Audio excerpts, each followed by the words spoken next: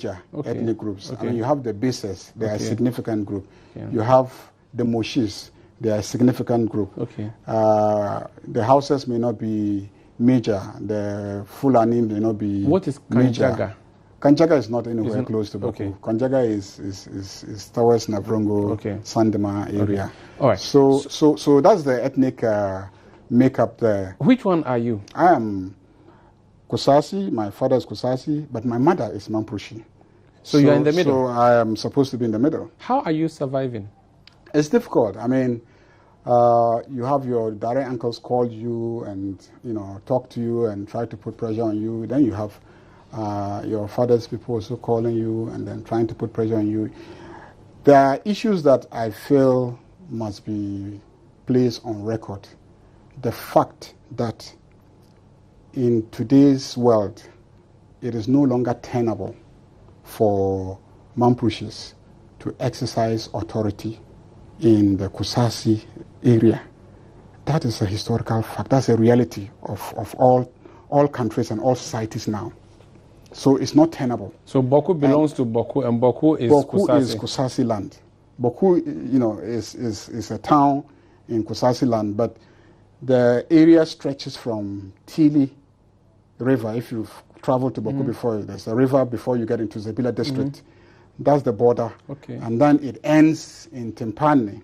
That's the border between us and Togo. So Garu is under Garu is Kusasi land. Yeah, Kusasi land. So all that Binduri is Kusasi land. Bawku is Kusasi land. Pusga is Kusasi land. So these are all areas. That northeastern that whole corner is Kusasi. And just bordering us is Mampushi land.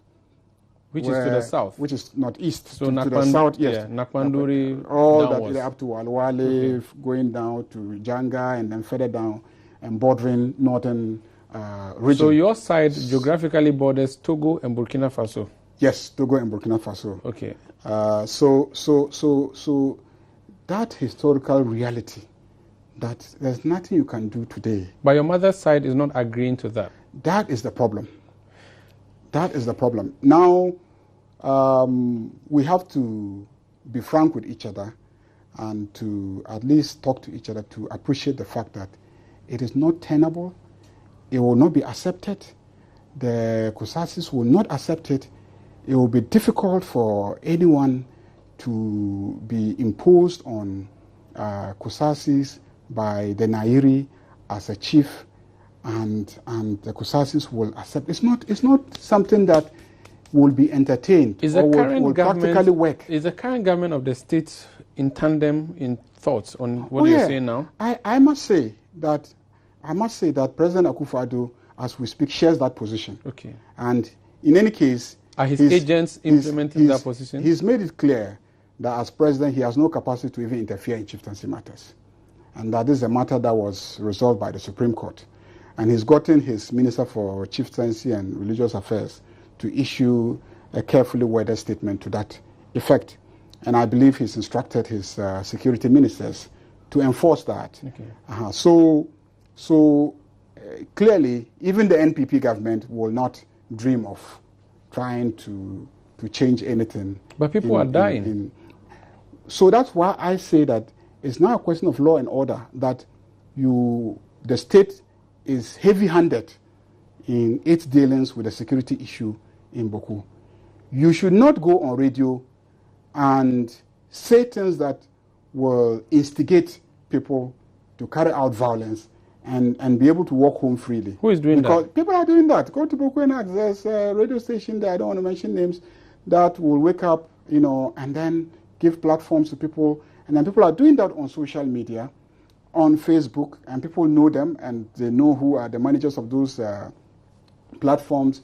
People put out voice recordings on WhatsApp platforms and it goes viral on social media.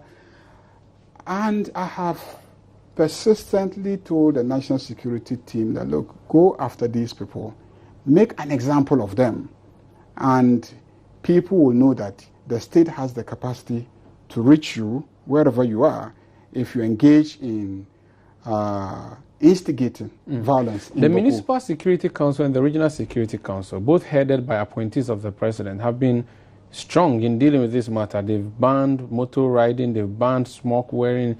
they are consistently trying to make sure there's a solution there. Is that not a sign of a good attitude towards finding peace in Bawku on the side of the government? It's easy to announce that you have banned smoke riding. Smoke wearing. It's easy to ban that you have announced to announce that you have banned riding motorbikes. The work is, as I've indicated to you, go on social media, fish out all those using those platforms to instigate, to create a sense of insecurity, to excite other people to want to get involved and fight.